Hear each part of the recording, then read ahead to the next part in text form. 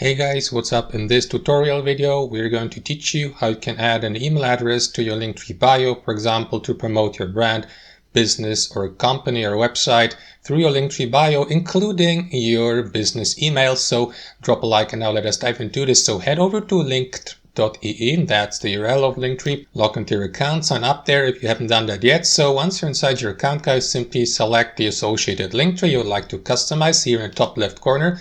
So I'm going to use that one here. After that, select my Linktree from that panel here to the left.